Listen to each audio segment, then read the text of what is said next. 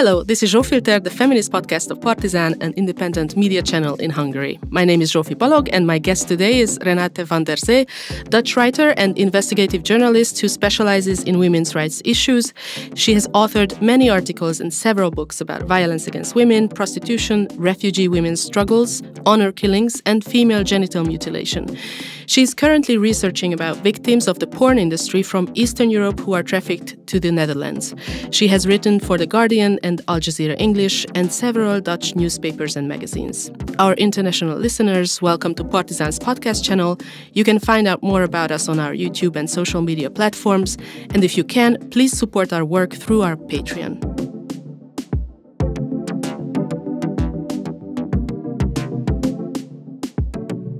Hi, Renate. Welcome. Hi, Sophie. I'm so honored to be here. I'm so glad that you are visiting Budapest at this time. The reason you are here is you were attending Szolnok Hungary Association's event. Yeah. I don't know when this episode will air, but we are on the 18th of October. The event was yesterday, and you were presenting your latest investigation about these victims that I was talking about in the intro. The thing that people have in their minds about the Netherlands, I think, at least in Hungary, is maybe two things. First, legalized weed, and then the second is the sex trade. Yeah. You know, the red light district. For average people, it's some kind of, tourist attraction or tourist destination for both these topics. But of course, you have been researching this, that what goes behind That's right. the red light district and all this shiny thing that they sell people as something, it's a nice. Big lie. Yeah, nice and liberal, the modern West, so to speak. There's nothing liberal about it. It's all about exploitation of women. Right. So please tell us about what you've been working on. Well, what happened in Holland is in 2000, the government has legalized brothel keeping. And we all thought it was a fantastic move. It was very liberal. It was very progressive. The idea was if we legalize prostitution, then women in prostitution can become, their own bosses and exploitation will stop.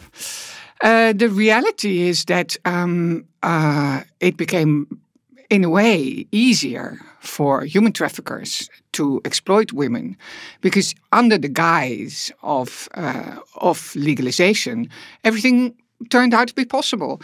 And it was sort of naive that we legalized prostitution in 2000, and then some years after, Eastern European borders opened up. And all kinds of men traffickers from Eastern European countries, also Hungary, went to Amsterdam to ply their trade. I started to investigate the sex industry about 15 years ago. And this happened almost by coincidence. I was thinking, what is the most terrible way to be forced into something, to lose your freedom? And then I thought that must be forced prostitution. And I thought, God, how is a woman going to survive forced prostitution?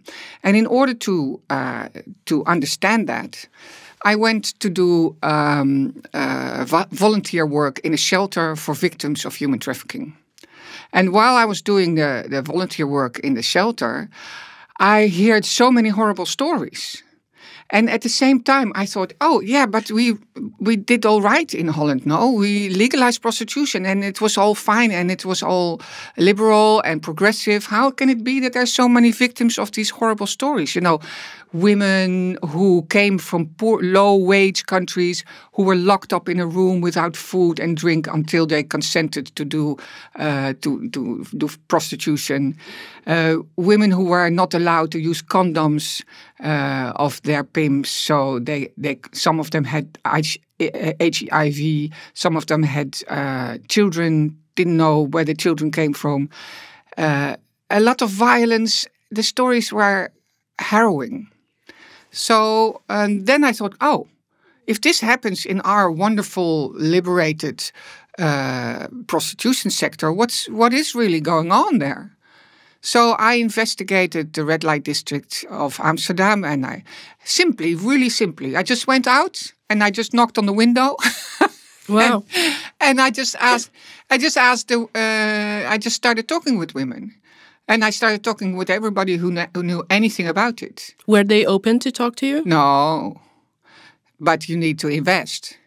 So, I mean, you can go in there and for one time, and then the woman behind the window will say, "Oh yeah, I'm fine with it. I chose this myself, and I'm earning a lot of money, and I'm really doing well." And then if you invest in it and you see her, maybe you get the chance to see her outside of the windows, or you see her during years. Then finally you find out that maybe there was a pimp after all, or maybe she had been abused in her childhood, and then all of a sudden in a conversation she says, "Yeah, you have to turn the switch to do this work," and then all of a sudden she will say, "But for me it was easy because I learned how to do it when my father abused me as a child." And then you get to know the real stories. So I found out there's a lot of exploitation behind every red light. There's a tear. Right. And of course, the red light district is just part of this industry. But I remember going there.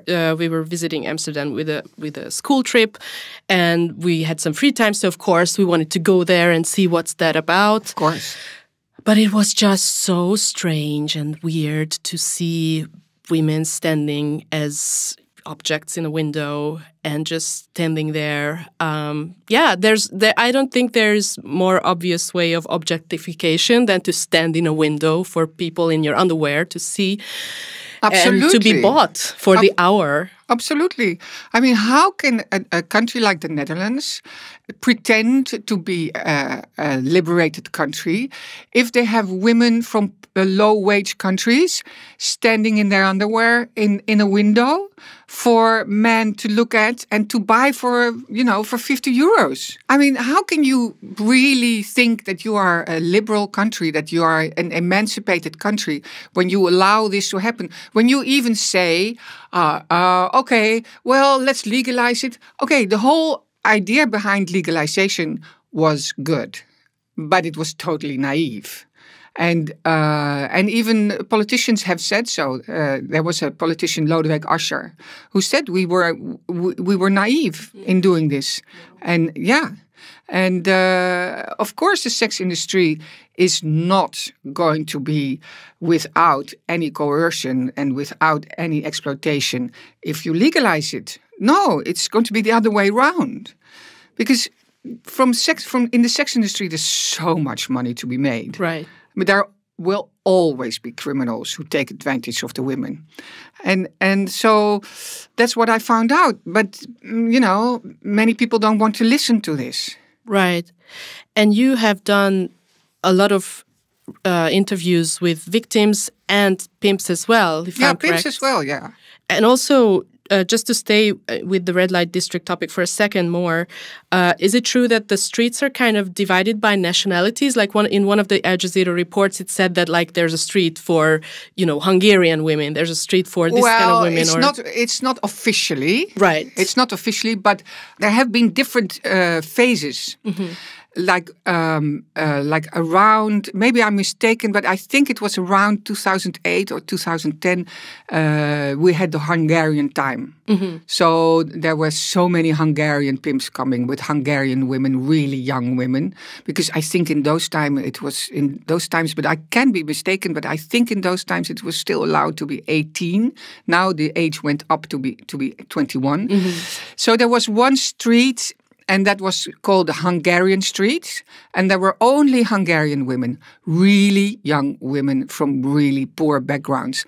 And there have been some cases, and I read the dossiers of the court cases, so I really know inside information of what's going on there.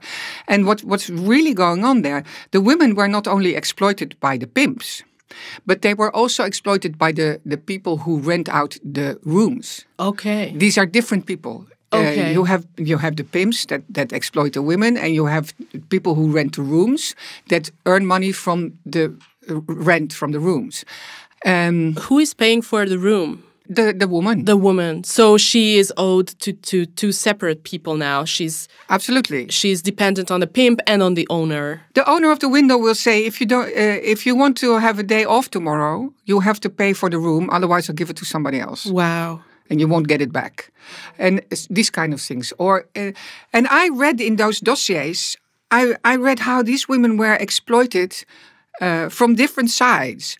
And also there was a cafe in this street where there were video screens in the back.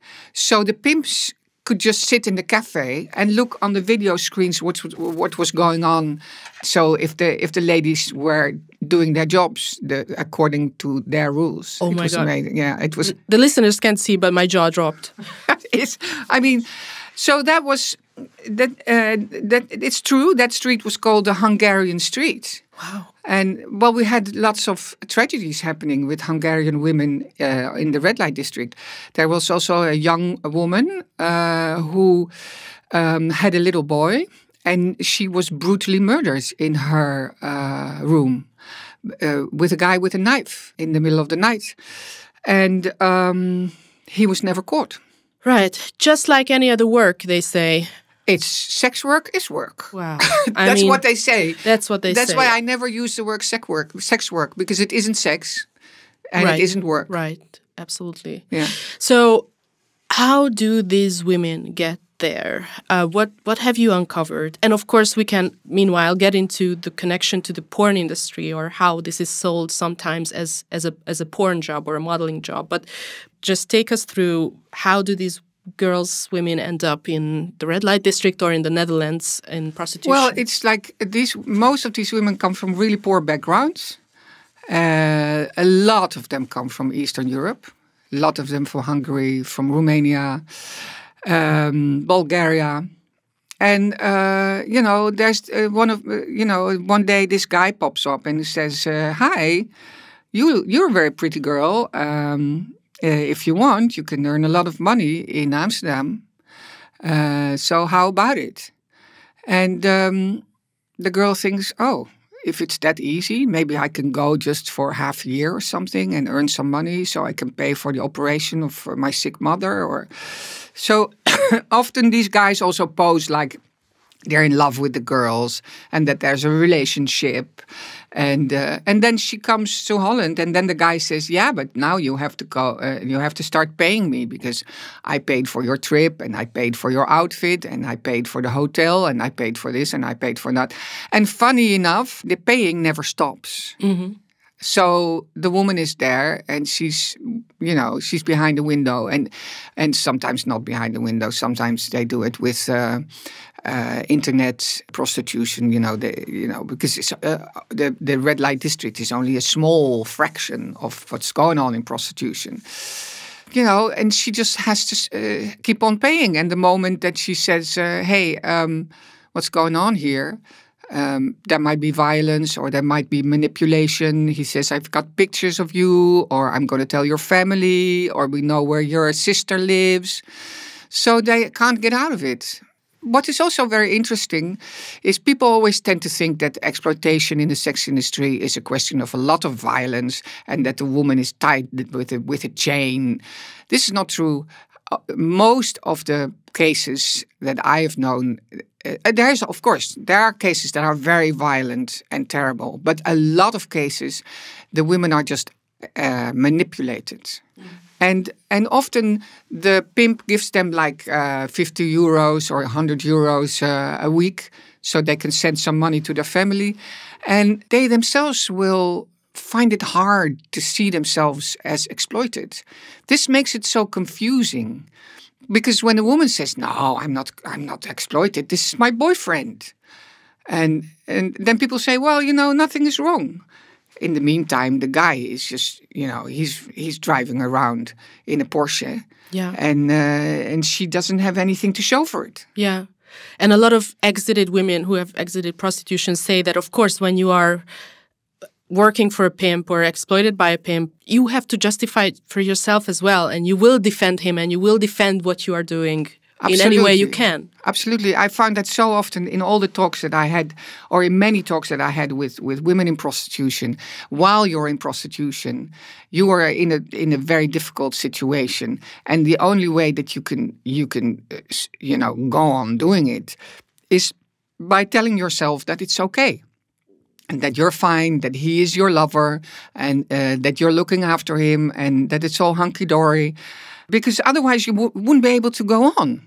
If you admit to yourself that you're being exploited, that all the money that you make is going into his car and his expensive clothes, if you admit to yourself that it's totally wrong, you can't go on. So what you're saying there, Sophie, is so insightful. And that's the reason why in Holland we have so many journalists who are writing these stories about, women that are fine in prostitution. Because they think they're wonderful reporters. They're going to the red light district. They're going to talk with a woman in prostitution. They talk for 1 hour with her. She's telling them the story that she tells herself. And then they write it down and they say, you see, there's nothing wrong in Dutch prostitution. What about the sex work lobby? Because I bet that as the criminal activities went up after legalizing the brothel keeping, the lobby efforts must also be very strong to keep this as it is. Yeah, it's very strong. And it is, of course, the Dutch government only gives government money to organizations that sustain the idea of legalization. And these organizations, they are good people. They're not bad people. I don't agree with them, but I mean, they're not bad people. They want to do something good for the women in prostitution. And they say, we have to destigmatize it. We have to normalize it. And if we normalize it, then it will become less violent and less criminal. But how, for God's sake, can you normalize something like prostitution? I mean, you can't normalize buying sex. You can't normalize a guy from a rich background paying a poor girl 50 euros so he can, she can perform oral sex on him without a condom. And even if for a second I want to take this argument seriously, I mean, almost 25 years have passed in the Netherlands. Absolutely. I don't believe that being a prostitute has gained any more recognition as a respectable job, so to speak. Nothing, my dear friend, nothing has changed in the Netherlands. And the public prosecutors that I know, and one of them became a really good friend of mine because she said, yeah, what you see is the same as what I see. The public prosecutors who are in human trafficking, who are dealing with the pimps, who are sending the pimps to prison, they said to me, it's become worse. And of course, you can't say that it's become worse because of the legalization of prostitution, of brothel keeping, because you don't have the proof. There can be other influences, but they say to me that it became worse. Then again, we don't have facts and figures when it comes to prostitution, so I can't prove it. What I hear from public prosecutors, they say, well, in the 25 years, it became worse. It hasn't become better. That's one thing that's really obvious. Right. Yeah. So... Well, how about talking about my latest investigation? Yes, please. So you were uncovering the story of this specific, quotes, modeling scout. Modeling scout. Who is basically a pimp. And his name is Daniel Van Der W. I don't know, his full name was not written down there. No, let's call him Daniel. Let's call him Daniel. So what is the deal with this guy? Well, it's an interesting story. It started actually in 2022 when the French government issued a huge report on human trafficking and exploitation and violence in the sex trade. And because of that report, 2 huge court cases came out against men in porn, like producers, all kinds of guys who had trafficked women, who had raped women on set. Incredible, huge cases. So that was very interesting that it happened in France. And then parliamentarians in Holland, they asked the Minister of Justice, the Dutch Minister of Justice, how about the Dutch porn industry? Are these things also going on in the Dutch porn industry? So the Minister of Justice said, okay, we'll do a small investigation. I'll let you know. So she did a small investigation, and the small investigation said nothing wrong in Dutch porn industry. We can't find anything. Wow. Okay. Sounds so believable. Yeah, it is. Well, the thing is, I wasn't even aware of that. Do they take themselves seriously when they say things like that? I don't even know. Sorry, just... Well, the bottom line is they don't give a flying F. Well, I didn't even know about that investigation. And so there was a woman who had been exploited in the porn industry. She was on Twitter. And she sent me a message. And she said, hey, did you see this? Can't you do anything about it? So I had a look at it. I saw that investigation. I said, what? How is it possible? And I became so angry. And, I'm a little bit older. And I tried to take my life a little bit more easy. So I decided to start working part-time. And I said, well, I'm working part-time now anyway. So you know what I'm going to do? In my spare time, I'm going to investigate the porn industry. As a hobby, as you do. I thought, well, I'm gonna have a few conversations with a few people, and I'm giving myself a year. I said to myself. So very quickly, I got into contact with a woman who is in prostitution and who also did some porn films. And she's a very interesting woman because she is also very intent on exposing what's going on in the sex industry. And she's extremely clever. And she said to me, well, Renate, I got a guy for you. And I said, what kind of guy? And she said, yeah, this guy is a photographer, so-called photographer, and a so-called modeling scout. And he is inviting all these women from Eastern Europe to come over to Holland. And I've heard really bad stories about him. I said, okay, yeah, well, that's interesting, but I don't have any proofs. And then she said, you just wait.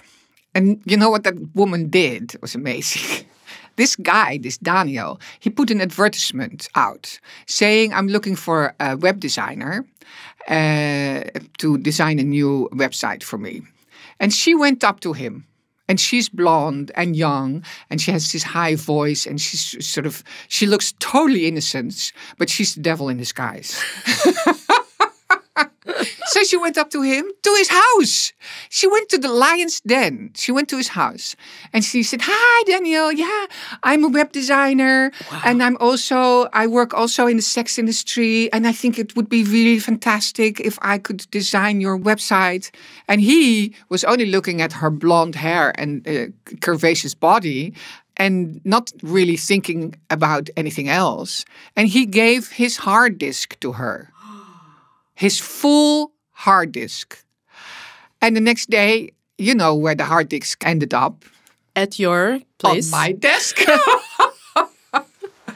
Wow. This woman, I mean, really, it's like a film, isn't it? It is like a film. It's like a film. So then, I put the hard disk in my computer. I couldn't believe what I saw. It was like photographs, names, addresses, telephone numbers of 400 women. Oh my God. In 20 years' time, this guy trafficked 400 women to the Netherlands. So then, my work started. I started contacting women. This is very difficult because, you remind them of a time that maybe they don't want to be reminded of. And the interesting thing is that the women were treated differently when they were stronger and when they were more experienced, and when they were a little bit older. I spoke to a few women who said, oh, we were treated okay. Mm-hmm. But then I also spoke to women who had terrible experiences with this guy. And two of them said, okay, they were Czech. I also talked to Hungarian women. There were also Hungarian women involved. But I went to the Czech Republic because most of the women came from the Czech Republic.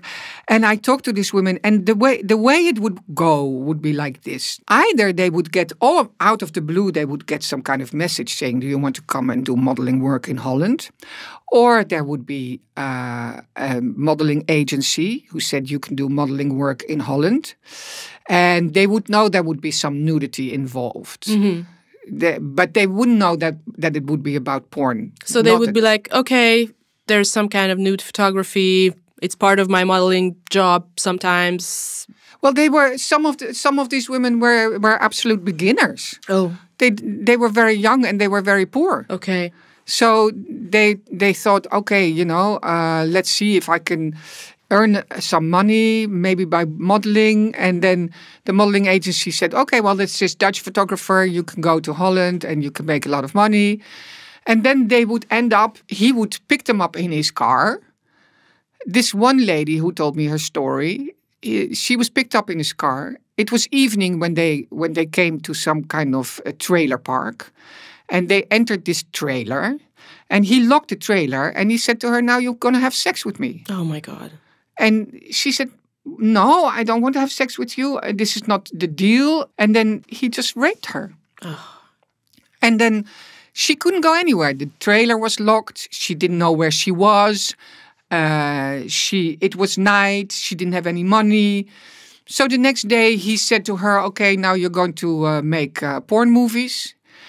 And she would say, no, this is not the deal. I wouldn't do porn movies. I would just do some nude photography. And he would start screaming and say, if you don't do what I say, I will kill you.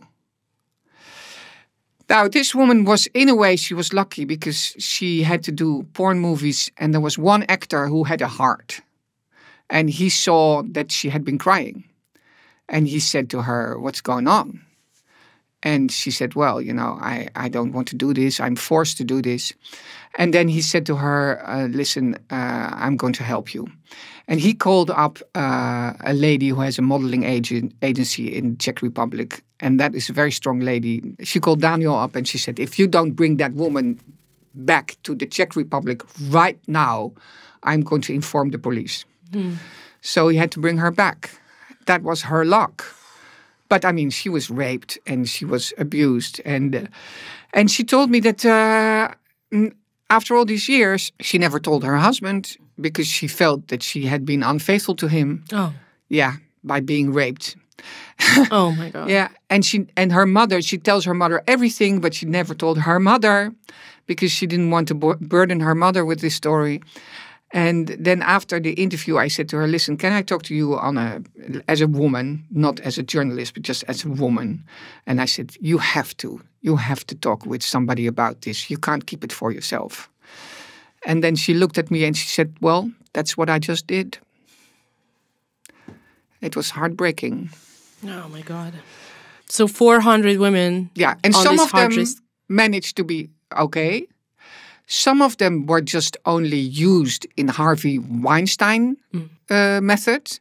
Like one of the Hungarian women I spoke to start with, she just went to do some nude photography and she was a very strong-willed woman. So she sort of managed to put him on his place and nothing really bad happened.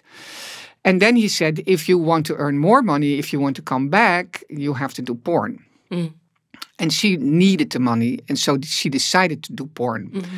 But if you decide to do porn, many people don't understand that you only want to do the things that you want to do, and you don't want to get raped by anything. Dear people, porn stars can get raped too. So then when she came back to Holland the second time, Daniel said to her, you have to have sex with me because this is the way it goes. And he put on a camera and he says, this is a casting and I'm going to make... And she thought, oh, well, she was very young and not very well informed. And she thought, oh, okay, if this is the way it goes. Oh, my God. Then she had sex with him and several times and he made a film of it and he never paid her. And... when I talked to her, she said, yeah, it was a very bad experience. Afterwards, when I look back upon it, I think, yeah, it was a form of rape because he just took advantage of me. So that was the Weinstein method that he used on women. And then, of course, there were the women who were forced to do porn films because he really threatened them. And the second woman that I spoke in the Czech Republic, she was forced to do a gangbang. Oh. And he said it was the last. She came to Holland for 2 weeks, and he already forced her to do porn, and she went along with it because she really needed the money. And then the last day he said, I have something really nice for you. You're really going to enjoy it. And then he took her to a hotel, and there was a dark room, and there were like 10 men waiting for her. And she didn't know how to escape. Oh, God. Yeah. So this guy organized the Johns, the men, the buyers, the users. So he would have, I guess, a lot of contacts as well. A lot of contacts. And the interesting thing is that the people from the professional porn industry used his ladies. Like he would ask a woman to come to Holland, like usually for a period of 2 weeks. And then he would have all these contacts, and professional porn producers would use these women in their productions. But then later on, after the introduction of internet porn, slowly his business sort of was dwindling a little bit. So what he also did was, acting like it was a porn movie, but then it was just prostitution.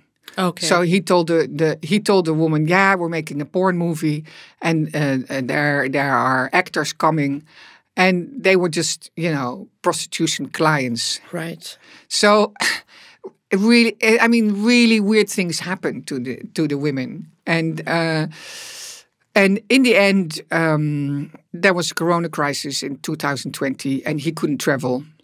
And so he sort of had to stop.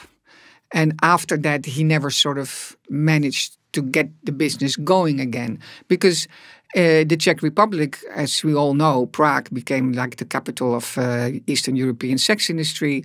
So the women, they could stay at home if they had to be exploited in the sex industry. It could all happen at home. Yeah. And so some women got money from him, but he wasn't paying so much money. So in the end, the business sort of dried up. And now it's really funny, but now he's a dishwasher in a restaurant. I was going to ask, was he ever prosecuted for anything or reported or? The amazing thing is that the police, during the 20 years that he was active, the police was on his tail. And they sort of a few times they entered the house where he was recording. Okay. Or they entered the hotel where he was recording a gangbang. And then the woman in question, of course, said, "I'm doing this voluntarily." Right. So they had to drop it. So the police, actually, I had some conversations with the police and saying, "Well, why can't you prosecute him now?" And I talked to the public prosecutor. And then they said, yeah, but it's already some years ago. Then how are we going to find evidence? Because if you want to have evidence against a human trafficker, you want to build your case on more than only what the victims are saying. So you want, like telephone conversations, email conversations. And actually, it's going to take a lot of work. And maybe it's not even possible to get that going. So police think, okay, this one guy, well, maybe if we do something else, we can have more success. So the guy goes free. That's the most amazing thing. Yeah. And these types of guys are all over. These guys are all over the place, these type of guys. And the funny thing is there have been women who alerted the police and who called the police and said, "Hey, this is going on." But, human trafficking cases are often difficult and require a lot of work from the police. And there's so many crime going on. The police has to make choices. I think it's terrible that he's never been prosecuted. But from a police point of view, I can somewhere also understand that it's so much work, and is there going to be a conviction? You're not even sure that there's going to be a conviction, you know.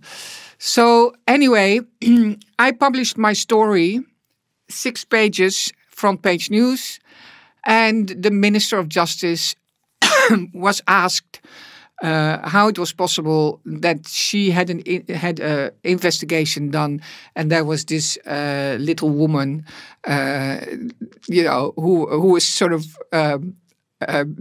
almost going, how you call it, on pension. Yeah. Almost retired. Almost retired. Who had a look into the porn industry and who... As a hobby, in her free time. As a hobby. Interestingly, I also talked to the guy. I interviewed the guy himself. Daniel? Yeah. Wow. Yeah. Okay. You have to tell me about that. Yeah, that was interesting because, you know, we approached him if he wanted to do an interview because I had his phone number because he was threatening me. So...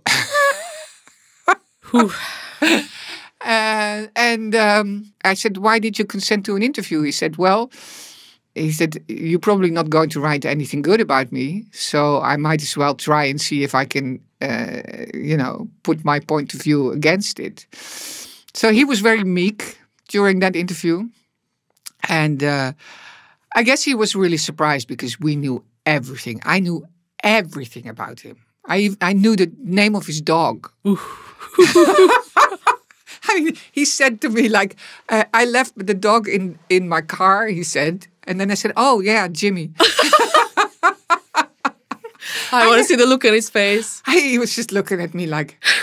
And later, somebody who knew him sent me some WhatsApp messages that Daniel had sent him. And it was said, they knew everything.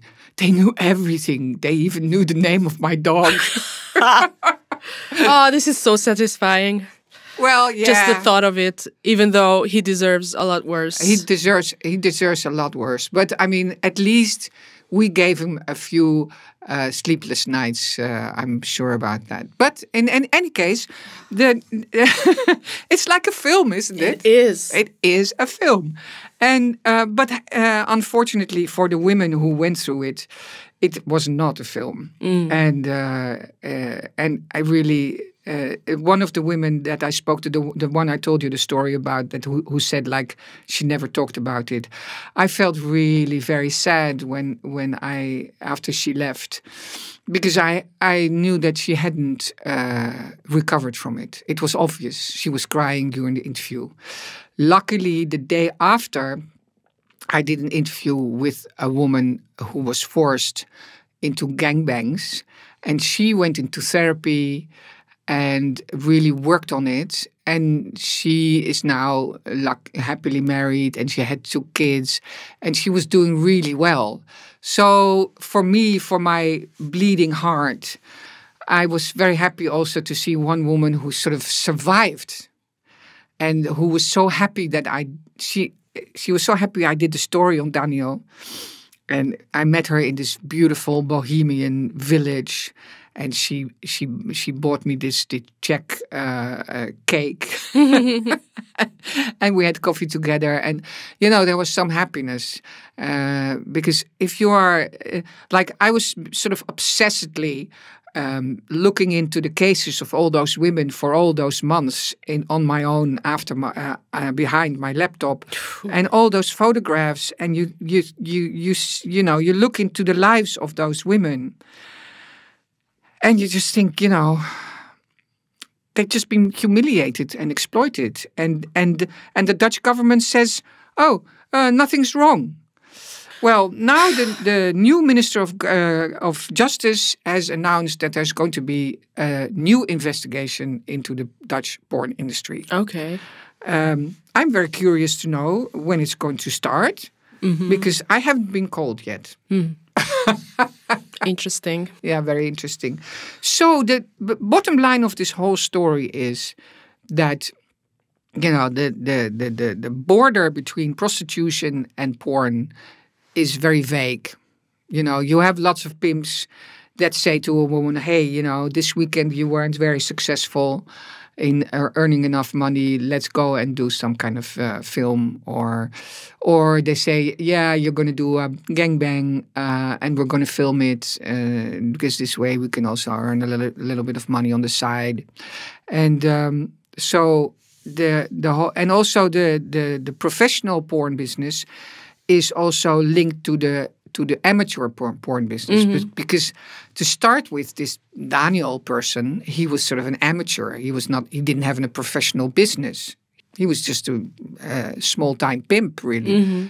And it became big because he was exploiting so many women, and also because the professional porn business used his women.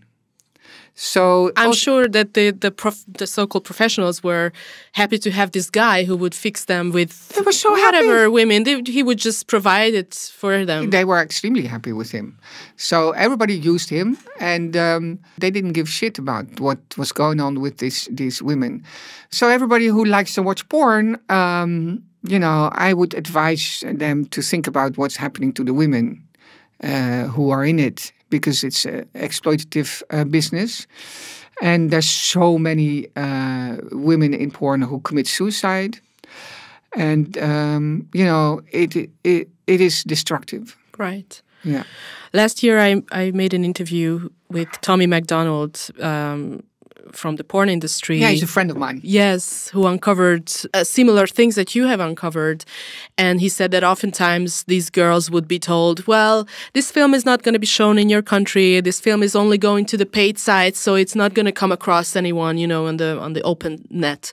But of course, as you also say in your report, this is not always the case. And often... It's never the case. And because the internet is open. And the moment you put something online, it is hijacked immediately. It's pirated immediately. So you could maybe put it on a website that is how you call it, sheltered. But once it is stolen, it is all over the place. So, and also they don't really care. I mean, I read reports about a French porn producer who told these stories also to the women that he worked with, and he just didn't do it. He said, yeah, it's going to be only on a website outside of Hungary. And that doesn't make sense. It doesn't make sense, and they don't do it, and they don't give a shit. And they're there to profit from the women. And also, what I read the French reports... and what the women said, and that was something that really hurt me a lot. They said, I was raped and it was filmed, and every time that film is shown again, I am raped again. I am raped again and again and again. Oh God. Yeah, and the porn producers refuse to take off the film from the internet. And then they ask a lot of money. They say, oh, if you want us to take the film away, then you have to pay us a lot of money. And often the victims don't have that money. So it stays on. Right. And just imagine what it means. The second lady that I talked to in the Czech Republic, who was a victim of Daniel, also told me that after she came back to the Czech Republic, she started working in all kinds of jobs. And every time somebody has saw her film and showed it to all her colleagues.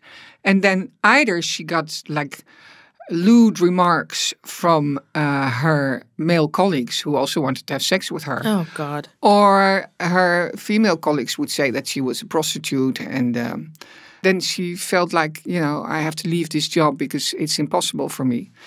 In the end, she decided, now everybody knows that I am a porn actress. And I can't do any job without people harassing me about it. I might as well just go into porn. So she went back into porn, but this time she made sure she only worked with producers that just paid her decently.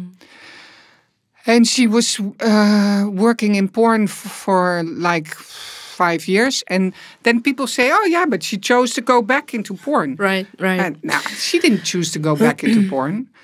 she didn't see no other. She didn't see no other solution to her problem. And also, what she told me when she was working in porn, she said I had two personas.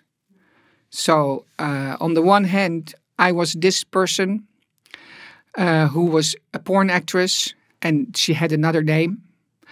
And the moment the filming was done, I was myself.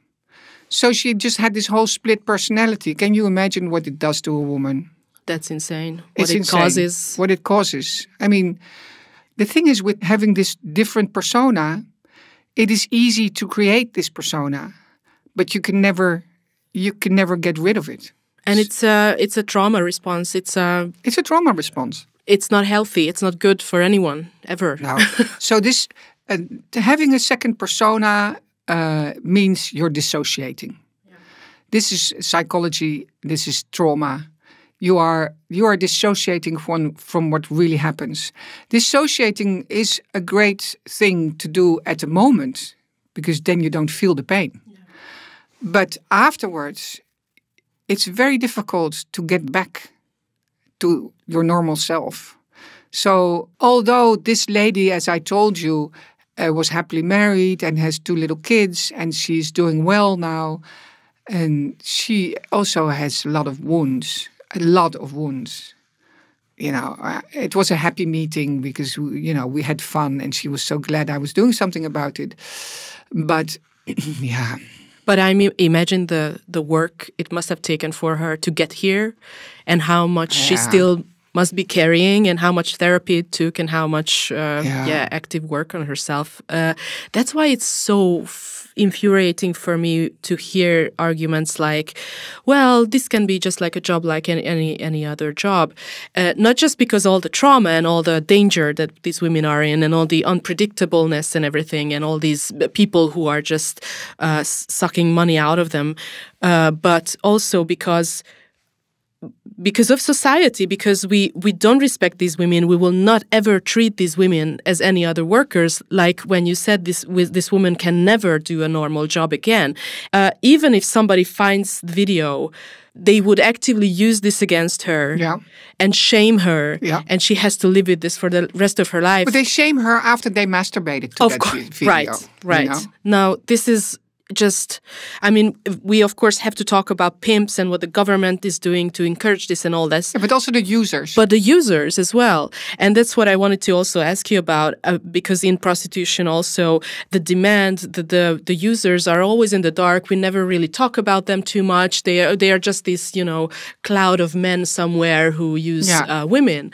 But we shame the women. The women have to live with this, but the men don't have to live with the shame. Nobody talks about the men. Yeah. And the women, we call them whores, and the men, we call them Johns. Yeah, yeah. John is the most regular word you can imagine. Yeah. I wish there was like a shameful name for that. Well, actually in Dutch we have one. Yeah? Yeah, we call them whore walkers. Okay. But then it's the word whore. It's the whore again is about the woman. So I never use it. I call them sex buyers. Right. But so have you talked to sex buyers? Yes, I wrote a book about them. Okay. Yeah. So I delved into it extensively. And what I can say about sex buyers is that there isn't one type of sex buyer. I mean, sex buyers are all kinds of men. It's not a type. The only thing that's common is that they're men. The only thing that's common is that they're men, and the reasons why they do it are so varied. But the main reason why they do it is because they can. So, and then we get back to the legislation part again, because I'm wondering, during these 25 years, did the demand grow? Is it more normalized among men, among society, to encourage men, or to just have it? In Hungary before, when we had legal brothels, it was like the rite of passage for a boy to go with the dad or the granddad to be introduced to sex this way. Is it some sort of story like this in the Netherlands, that this is like a regular thing for a man to do, or a group of guys? No, I don't know. It still isn't. Okay, so it still isn't. But I think when we talk about porn is very normalized. Yeah, for sure. And most people think it's completely normal to watch porn. And almost everybody seems to watch porn. So that's very normalized, which I find extremely worrisome. Because yesterday at the Solwodi conference, I heard that, really young kids already start using porn. And then, what happens to their sexuality? What happens to the sexuality of the boys who think that, in order to have good sex with a woman, you need to choke her, which is also an incredible thing. And the girls who watch porn think, oh, is this what sex is about? Am I supposed to enjoy it? Or am I supposed to squirt? Because this is also something huge. I mean, it's like for women, when you watch porn, for women, sex is no longer something to be enjoyed. Yeah. I'm really old-fashioned, and I think sex is something that both people need to enjoy, and men need to, educate themselves and put themselves in the place of, of the provider of pleasure for the woman. But if you watch porn, it's all about humiliating the woman, hurting her. And I understand why a lot of girls sort of feel totally put off by it. But the majority of the girls, they go along with it. They think, I need to perform oral sex now because that is really the thing to do. And maybe they don't even feel like doing it, but they think if I don't do it, I'm a prude. Yeah, and pain is sexy. Yeah. Feeling pain during sex is something hot. It's hot. It's hard to be choked. Yeah, yeah. I think porn is, it is really problematic. I don't have anything about porn if it would be, like normal sexual pleasure. I wouldn't have anything against it. I have nothing against nudity. I have nothing against sex. I'm born in the 60s. We were much easier about nudity than people are nowadays. But it's all about violence, and it's all about degrading women and humiliating them. Yeah. I think it's very dangerous. Yeah, it's very dangerous. Completely different topic for the end of our conversations, because you have done so many interesting things on other topics as well. And I'm just really curious, because I also deal with this topic a lot, that in feminist circles at least, the Netherlands is also famous for the so-called Dutch protocol with regards to gender identity and the transgender law, that you had the debate in your country in the past couple of years. Yeah. If you're okay to talk about this, because I find this very interesting from our perspective here, because, a couple of countries have started to go against the Dutch model in terms of treating youngsters with gender identity issues and gender dysphoria and all this. And there are a bunch of different laws in Europe and in the world about how to, what kind of legalization can be put around this. It's a very important topic. Let's start with one thing. Gender dysphoria or body dysmorphia is real. But if you look at the explosive growth of people that go to gender clinics, that the main growth is in teenage girls. Yeah. Many people say, oh yeah, the growth is so enormous because it's more accepted. But if it was only because it's more accepted, then you would see growth in all age groups and both sexes. Right. But the growth is in teenage girls. And to these teenage girls, they feel uncomfortable in their bodies. And they would much prefer to be a boy. Which is nothing new, to be honest, that they are not comfortable. New. Yeah. If you are a teenage girl, you feel uncomfortable in your body. But nowadays, and also because sometimes they're lesbians and they don't want to. They find it difficult to admit it to themselves, and then they see on the internet that that maybe they're trans, and people say, well, if you feel you're trans. And I think among this incredible growth of young girls who go to gender clinics, there are many girls who have autism. There are many girls who have eating disorder. There are many girls with depression. And I think before you start giving them hormones, puberty blockers or putting them into a transition, look into their psychological problems, the other psychological problems first. Because maybe they are not trans. Because it is impossible that such a huge chunk of the population all of a sudden is trans. Right. To give them, to be really easy with puberty blockers, I think that's very dangerous. Because we found out that puberty blockers are very disputable drugs. Because what do? They stop the most important development that a person goes through.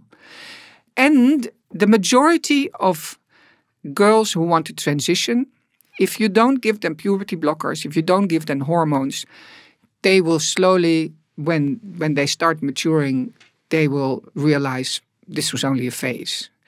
But if you give them puberty blockers, they don't have the mental capacity because the brain doesn't develop because of the puberty blockers. Oof. They don't have the capacity to realize that maybe the wish to become another sex is only a phase. So, so is there any debate in the Netherlands about this? Because it must be very hard to be critical in the country of the Dutch protocol where it's very... There is a debate. Sure. That's good to hear. Yeah, there is a debate. And there was a proposal for a law that people could self-identify so that you could change your birth sex in your passport just without any inhibition. And that law, we stopped it. Right. So, because there was this law and everybody thought, oh, that's fine, okay. And then we said, yeah, hey, listen, if a man can because the law as it is right now, you need to have a doctor who says, okay, I agree with this. So you just need to take one little step. Mm. Which is still not much, to be honest. It's not much. It's just a safeguard. Yeah. It's just a small safeguard. Because if any man can become a woman in one click, it means that also men who are not trans, but who have other ideas, who have other plans, can suddenly become a woman. I've heard from criminologists that serial rapists will do anything to get into contact with women. Obviously. They don't care. They will do anything. Pose as a woman, they're fine with that.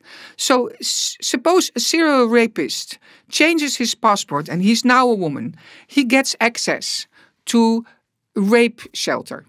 He gets access to women's prison if he is convicted. He goes to women's prison.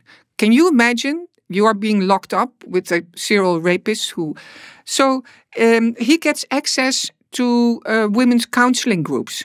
So, I mean, it's not safe. And just to be clear, these are documented cases. At least I know there are from a lot of documented cases from the UK, the US. I don't know about the Netherlands about these kind of abuses. But we don't have, in the Netherlands, we don't have cases like that yet. But I know a lot of cases from America. I mean, Canada, Britain. There are even action groups of ex-inmates who are fighting against it. Mm-hmm. Because they say, hey, it's becoming so dangerous for us. I mean, of course, there are a lot of people who seriously want to become women and you can trust them and they're fine. But there's also a portion of men who just want to take advantage of this situation. And it's dangerous for women. And, so we explained to the Dutch public, listen, this law is just dangerous. You can't decide that you're all of a sudden a woman. We need to have some safeguard. And the only thing that a trans person needs to do is go to a doctor and ask the doctor to confirm. And then he can change his passport or she can change his passport, her passport. But we need a safeguard for it. So there is a discussion. The law has been put on hold. I don't think it's going to be there. We have a very right-wing government right now, and they're very against it. I'm not so very happy with the right-wing government, but at least this is one of the things that they're kind of adamant about. And and of course the Dutch protocol giving puberty blockers to teenage children is a very dangerous thing. But Holland will be the last country where these doctors are going to admit that they did a dangerous thing. Because if they admit it, they will admit that they performed medical experiments on children. Because that's what they did. They performed medical experiments on children because nobody knew when they started to give puberty blockers to so-called trans kids, nobody knew what the puberty blockers were going to do. And then in Sweden, they found out that puberty blockers mess with your bones, that you can get a less dense density. Bone density will less become bone reduced. density, yes. and it can give you chronic pain for the rest of your life. And there are also signs that there is something happening in your brains due to puberty blockers.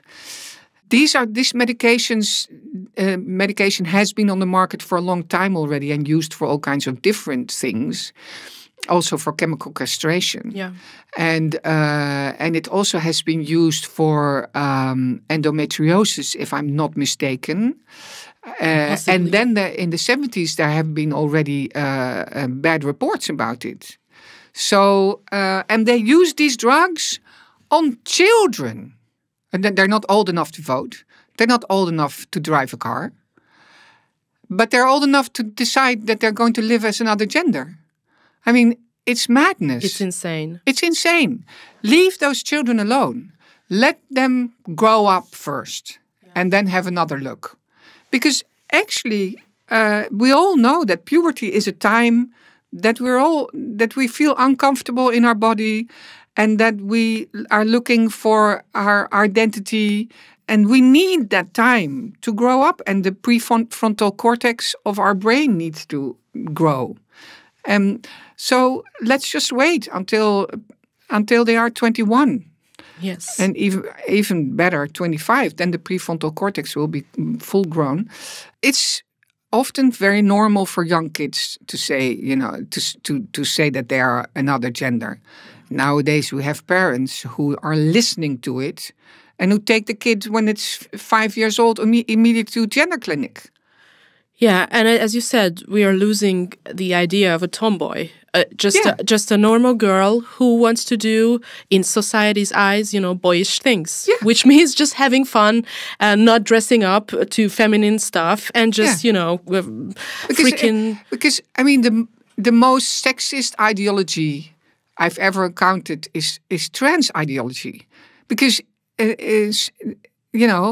to be a woman seems to be about wearing skirts, wearing nail polish, and have long hair. Well, I've been a woman for 63 years now, and I'm not wearing skirts, I'm not wearing nail polish, and my hair is not long. You must be a man. I'm a man. Listen, do you have a trans clinic here in Budapest? I think I should visit it. Sadly, no, but Belgrade has one if you want to go to Serbia. Sadly. Well, I mean, we can laugh about it, but it's not funny. Yeah. It's not funny. No. It's not funny at all, because young girls are being told that they are male, whereas they might just be lesbian. They might just feel uncomfortable in their bodies because they saw horrible porn and thought, if this is what a woman is supposed to be, I don't want to be like that. They might have all kinds of other mental problems which need to be solved first. And then we can look. And what happens now, that young women, as young as 16 even, they have their breasts removed. Totally healthy breasts. Yeah. And I also talked to detransitioners, people who thought they were trans and then went back because they realized they weren't. And one of them had planned to have her breast removed. She didn't go through with it. And she says, think about it. What would have happened if I have done it? I wouldn't have been able to breastfeed my babies. I mean, It's horrible. You are not able to make those decisions that will affect your whole life. I mean, my arms are tattooed, which is also a big change in a body. But I'm really happy that I waited until I was 30 when I decided, okay, I'm going to do this. I like this, whatever. And but that's only a tattoo. It's only a tattoo. It doesn't affect my fertility. It doesn't affect any of my bodily functions. We're talking about, and you know, and people will say, oh, she's transphobe. She's saying all these critical things. I'm not transphobe because I really feel for those young people. A few weeks ago, I had a long conversation with a trans girl, a boy who wants to live as a girl.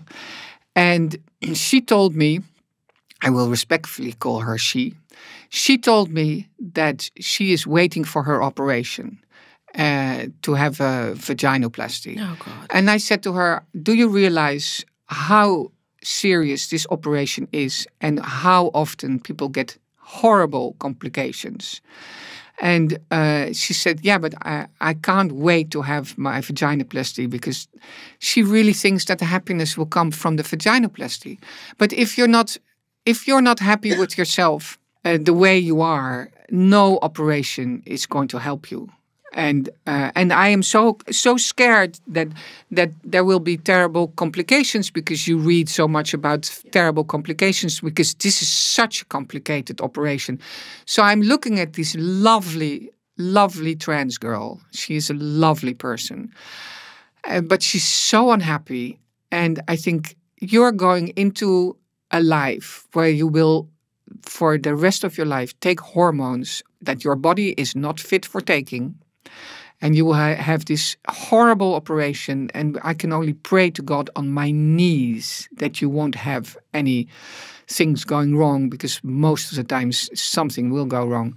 And when I left that conversation, I just felt so incredibly sad. Yeah. Because if this trans girl could accept herself the way she is, you know, somebody who really likes to go into this girl thing. And for her, girl thing is long hair, skirts, long nails, makeup. That's what she told me. Yeah, I mean, this is what it was sold to this person as a concept, as a solution, as a something that will... But I mean, I've lived enough to know, spent enough time in therapy to know, and anybody who has common sense knows, changing your body will not... fix whatever is wrong with you mentally or whatever problem you have mentally or accepting yourself or... If you have a problem accepting yourself, you can change your body, but it will never be enough. No. For some people, I'm sure that for some people, taking the hormones and doing the operation will be a good solution. I think that is true. But what we need, apart from hormones and operations, we need really good therapy. We need to look into those children. We need to talk with them. What is going on? Why are you so disgusted with your body? What is really going on with you?